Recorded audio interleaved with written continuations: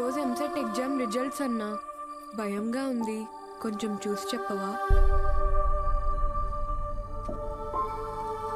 అందరికీ ర్యాంక్స్ వచ్చాయా sir?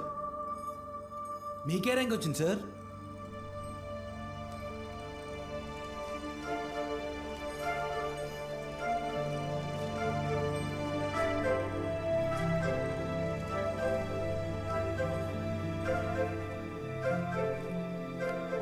Muralikrishna 41 medical.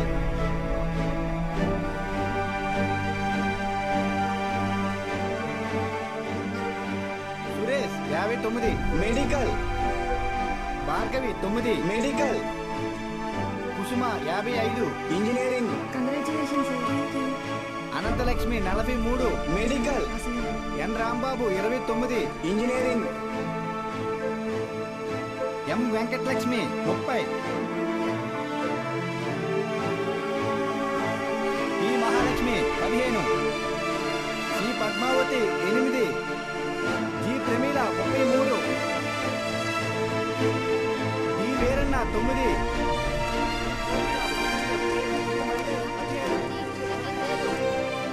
అంటే 45 టాప్ ర్యాంక్స్ సార్? 46. అదేంటి సార్, మొత్తం కలిపి 45 కదా సార్? ఇంకో ఆల్ టికెట్ ఉంది. ఏఎస్ మూర్తి 1వ ర్యాంక్. ఎవరై ఉంటారు? ఏఎస్ మూర్తి ఎవరు? ఏఎస్ మూర్తి.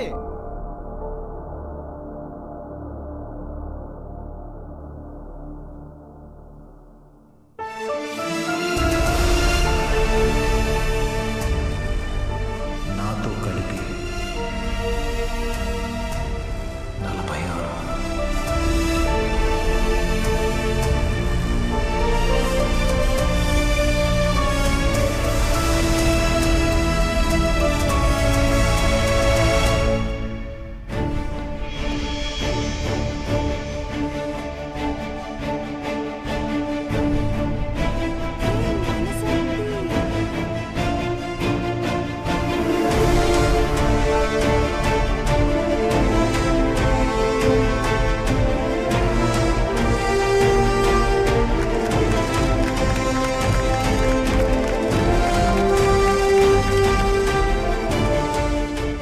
సార్ ఇవన్నీ మీకు ఇమ్మని చెప్పారు. సతీ, నీ పూర్తి పేరు చెప్పు. అన్నవరం సత్యనారాయణమూర్తి. చాలా పెద్ద పేరురా.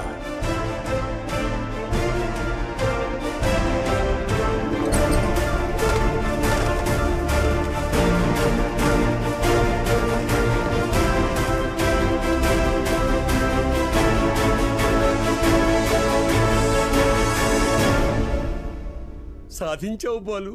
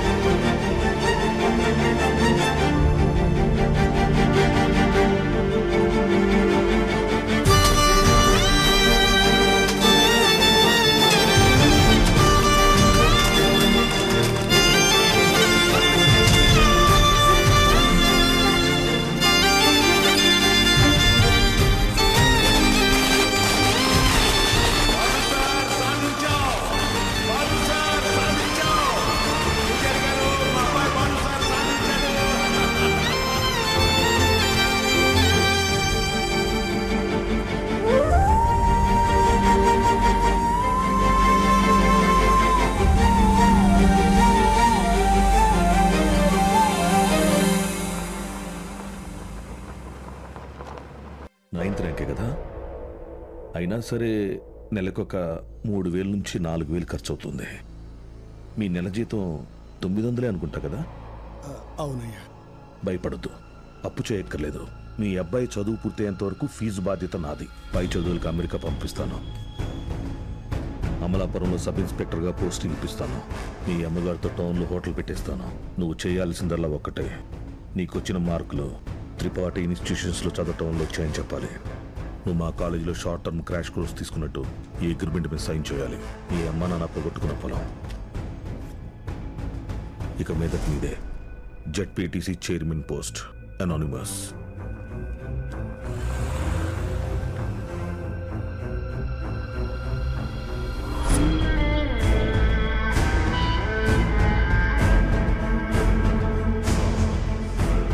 తీసుకొచ్చాను sir.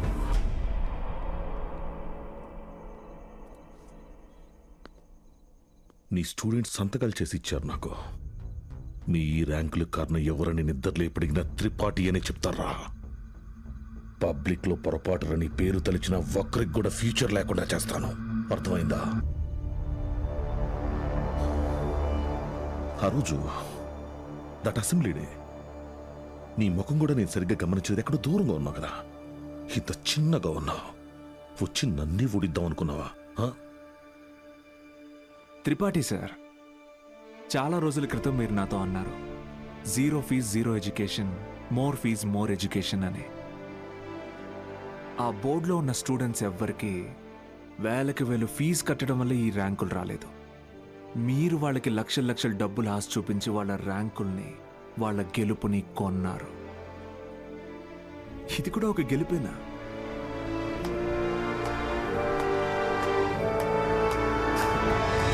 Okay sir, thank you sir, take care sir.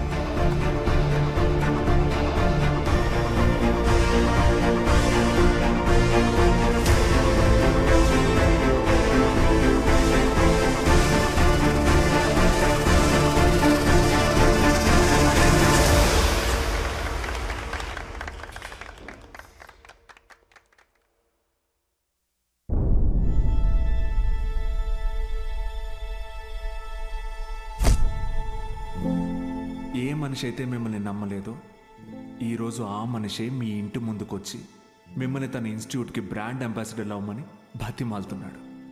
ఏదే బూస్ట్కి సచిన్ ఉన్నట్టు. ఇది కదా నేను మీకు దక్కాలనుకున్న రెస్పెక్ట్. వచ్చింది. సూపర్. సంతకాలు పెట్టండి. కాంట్రాక్ట్ మీద సంతకాలు పెట్టండి. చదువు అనేది వ్యాపారంగా మారి చాలా కాలమైంది. ఫ్యూచర్లో ఇది ఇంకా పెద్ద వ్యాపారం అవుతుంది.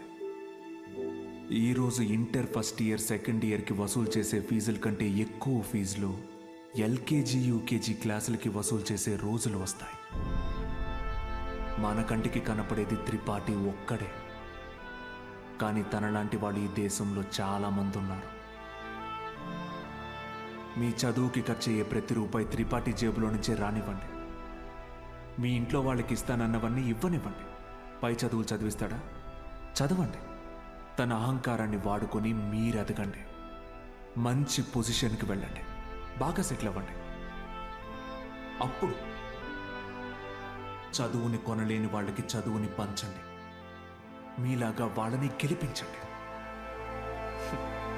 46 మంది ఉన్నారు. మీరు తలుచుకుంటే ఎంతో మంది జీవితాల్ని మార్చగలరు. వచ్చి ఆ కాంట్రాక్ట్స్ మీద సంతకాలు పెట్టండి.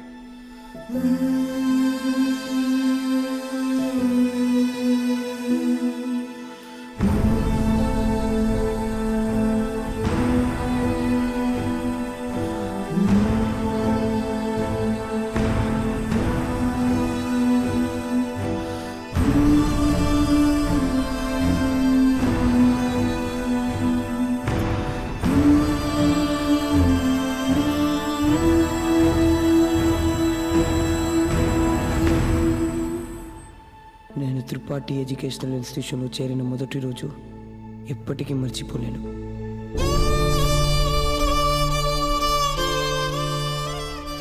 లెక్చరర్స్ అంతా నాకు ఎంతో అంటగా నిలబడి నన్ను ప్రోత్సహించారు.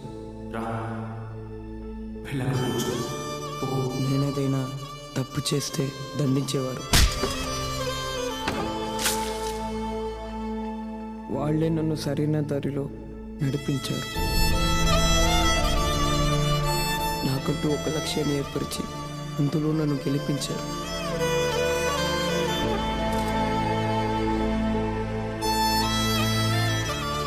నాకు అమ్మ నాన్న లేరు. త్రిపాఠి ఎడ్యుకేషనల్ ఇన్స్టిట్యూషనే నా ఫ్యామిలీ. అక్కడికి అందరూ అమ్మ నాన్నలతో వస్తారు. నాకెవరూ లేరుగా, ఆయన వస్తారేమో అడుగుతారా?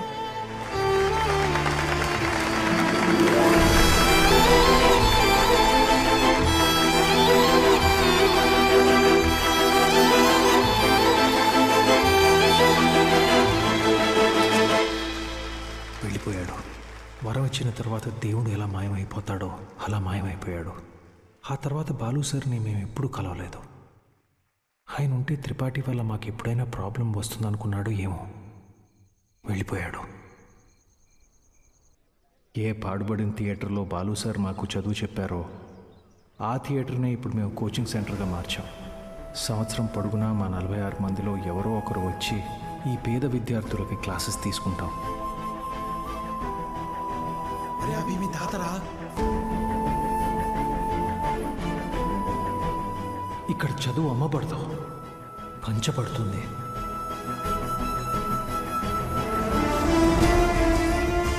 ఇదే మా బాలు సార్కి నేను ఇచ్చే గురుదక్షిణ.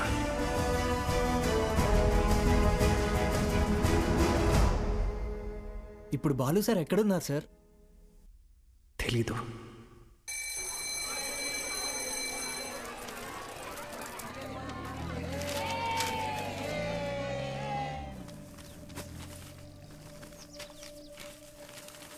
அண்ணா ஒரு பண்ணு கொடுங்கண்ணா.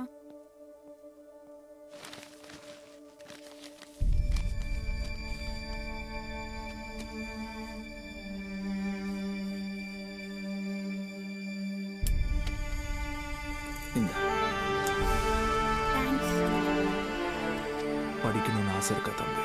ஆமா சார். సరిబా.